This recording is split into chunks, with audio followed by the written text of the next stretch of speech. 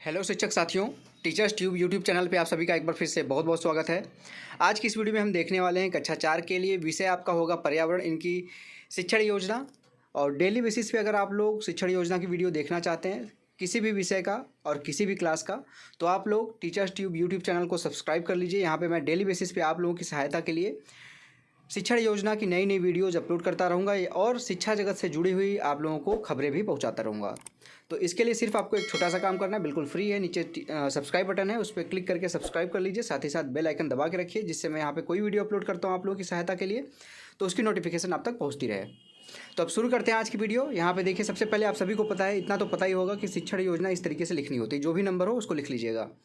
वैसे शिक्षा विभाग में आप लोगों को ये बनी बनाई फाइल भी मिलती है, उसमें बस आपको फिल करना होता है। अगर नहीं मिलती है तो आप इस तरीके से बना सकते हैं। उसके बाद कॉलम बनाना होता है इस तरीके से, इसमें दिनांक लिखना होता है, डेट, आपने किस डेट के लिए कौन सी शिक्षण योजना बनाई है। कक्षा चौथी है, विषय पर्यावरण का है और समय यहाँ पे आपका जो है वो 35 मिनट से लेकर 40 मिनट का है। अगर आपको 35 मिनट की क्लास का बनाना है तो 35 मिनट के हिसाब से बना लीजिए। 40 मिनट की क्लास के लिए बनाना है तो 40 मिनट की क्लास के लिए बना सकते हैं। पहली हेडिंग अब आती है लर्निंग आउटकम। लर्निंग आउटकम में देखिए, यहाँ पे पहला पॉइंट लिखा गया है, बच्चे अपने आसपास पाए जाने वाले पौधों तथा उनके भागों को जानते हैं। दूसरा पॉइंट है इसमें, पौधों से प्राप्त होने वाले भोज्य पदार्थों का नाम बता देते हैं बच्चे। इतना बच्चों को नॉलेज है। अब प्रकरण आप देख सकते हैं, हमारा आज का जो प्रकरण है यानी कि टॉपिक, पौधों के विभिन्न भाग। ठीक है। नेक्स्ट हेडिंग है आपकी सीखने सिखाने की सामग्री, यानी कि आप किन किन सामग्रियों की सहायता लेंगे अपने शिक्षण कार्य के दौरान। तो यहाँ पे आप चौक का यूज करेंगे, डस्टर यानी कि झाड़न का यूज करेंगे, पौधों की पत्तियाँ अगर बच्चों को दिखाएंगे तो ज़्यादा अच्छे से उनके ऊपर प्रभाव पड़ेगा। फूल ले जा सकते हैं, इसके साथ जो भी आप चीज़ यूज करेंगे, जो भी सामग्री, उसको यहाँ पे लिख सकते हैं। अगली हेडिंग है सीखने सिखाने की प्रक्रियाएँ और गतिविधियाँ। इस तरीके से लिखना होता है। इसको 4 कॉलम में डिवाइड करना होता है, क्रम, संख्या, चरण, समय और आकलन। आकलन के तरीके भी लिख सकते हैं। तो पहला यहाँ पे हेडिंग होता है शिक्षण के प्रारंभ में। शिक्षण के प्रारंभ में आप क्या करेंगे? शिक्षिका बच्चों के पूर्व ज्ञान को जानने के लिए कुछ प्रश्न पूछेगी। ठीक है। प्रश्न यहाँ पे देखिए थोड़ा सा धुंधला दिख रहा है क्योंकि जिसने ये पीडीएफ भेजी थी वो थोड़ा सा धुंधला था, लेकिन मैं एक एक चीज़ पढ़ देता हूँ, आप लोगों को दिक्कत नहीं होगी। हमारे आसपास कौन कौन से पौधे दिखाई देते हैं? दूसरा प्रश्न पूछेंगे आप, पौधों से सब्जियाँ मिलती हैं, उनके नाम लिखो। तीसरा प्रश्न है, पौधों का सबसे सुंदर भाग कौन सा होता है? इसमें आपका टोटल समय लगेगा 5 मिनट और ये प्रश्नोत्तर था तो प्रश्नोत्तर लिख दीजिए। अब दूसरा यहाँ पे पॉइंट आपका आता है शिक्षण के दौरान, यानी कि शिक्षण गतिविधि करने के दौरान आप क्या करेंगे।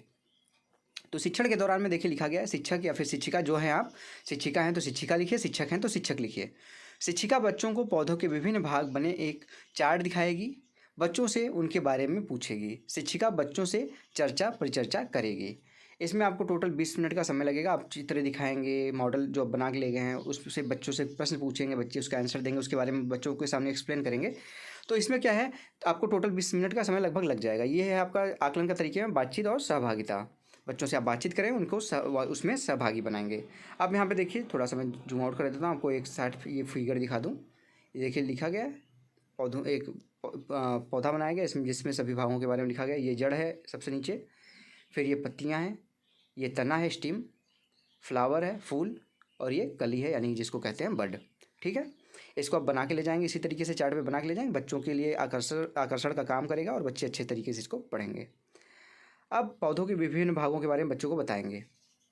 बच्चों, पौधों के निम्न भाग होते हैं, पहला जड़, दूसरा तना, तीसरा पत्ती, चौथा फूल और पाँचवा फल। जड़ें भूमि में होती हैं जो कि पौधों को स्थिर रखती हैं, जिससे पौधे गिरते नहीं हैं। उसके बाद है, पौधे पत्तियों द्वारा अपने भोजन का निर्माण करते हैं, जिसे प्रकाश संश्लेषण की क्रिया कहते हैं। पौधों में श्वसन क्रिया भी होती है। श्वसन क्रिया में CO2 लेते हैं, जब श्वसन क्रिया करते हैं तब CO2 लेते हैं और ऑक्सीजन गैस बाहर निकालते हैं। अब है यहाँ पे शिक्षण के अंत में। शिक्षण के अंत में देखिए हेडिंग लिखिए, इसमें आपको टोटल 5 मिनट का समय लगेगा और निरीक्षण के तरीके में यहाँ पे लिखा गया सूक्ष्म निरीक्षण। ठीक। तो यहाँ पे देखिए, शिक्षिका या फिर शिक्षक बच्चों से निम्न प्रश्न पूछेगी। पहला, जड़ के कार्य बताओ, यानी कि आप जो अभी पढ़ाए हैं उनको उससे रिलेटेड अब आपको प्रश्न पूछना है बच्चों से। इससे पता चलता है कि बच्चे अगर उसका आंसर दे पाते हैं तो आपके पढ़ाने के तरीके, तौर तरीके और आपका जो शिक्षण योजना आपने बनाया जिस तरीके से, वो अच्छा है। अगर ज़्यादातर बच्चे नहीं आपके पूछे गए प्रश्नों का आंसर दे पाते हैं, उत्तर दे पाते हैं, तो आपको कहीं ना कहीं कुछ डेवलपमेंट करने की ज़रूरत है अपने पढ़ाई के तरीके में। ठीक है। कैसे पढ़ा रहे हैं, कैसे बच्चों को समझाएं, ये सारी चीज़ें सोचने की ज़रूरत है।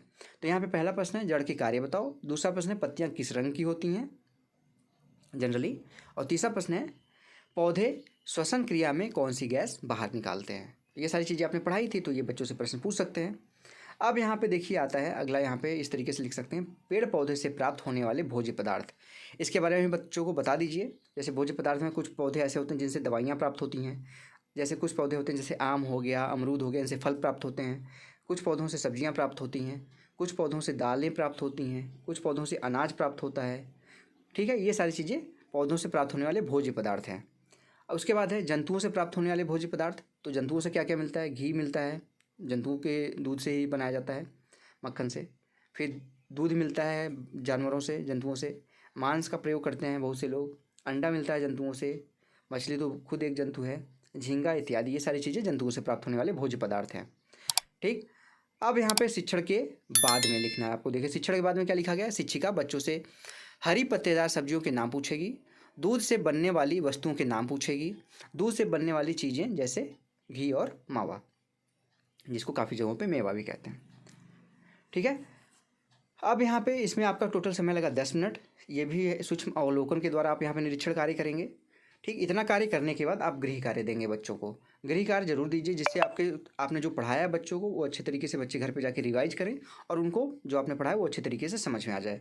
तो गृह कार्य में देखिए यहाँ पे प्रश्न दिया गया, शिक्षिका बच्चों से पेड़ पौधों से प्राप्त होने वाले भोज्य पदार्थ तथा जंतुओं से प्राप्त होने वाले भोज्य पदार्थों की सूची अलग अलग बनाने को कहेगी या फिर कहेगा अगर आप शिक्षक हैं तो।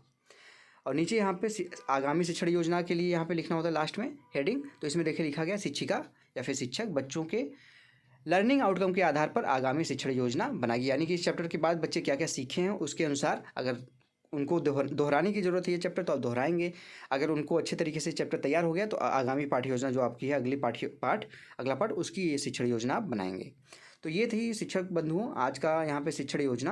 अगर अच्छी लगी हो, आप लोगों को लाभ मिला हो, डेली बेसिस पे यहाँ पे मैं एक एक शिक्षण योजना की वीडियो आप लोगों तक पहुँचाऊँगा, जिसके लिए आपको कोई काम सिंपल सा काम करना है, एक छोटा सा बिल्कुल फ्री है। टीचर्स ट्यूब यूट्यूब चैनल को सब्सक्राइब करके रखना है। नीचे सब्सक्राइब बटन उस पर क्लिक करके जैसे ही सब्सक्राइब करेंगे एक बेल आइकन आएगा या घंटी का निशान आएगा, उसको दबा के ऑल नोटिफिकेशन ऑन कर लीजिए, जिससे मैं आपकी सहायता के लिए कोई वीडियो यहाँ पे अपलोड करता हूँ तो आपके पास उसकी नोटिफिकेशन बिल्कुल फ्री में पहुँचती रहे। और इस वीडियो की पीडीएफ चाहिए तो आप नीचे कमेंट बॉक्स में कमेंट करिए, मैं आपको डायरेक्ट इस वीडियो की पीडीएफ भी प्रोवाइड कर दूंगा।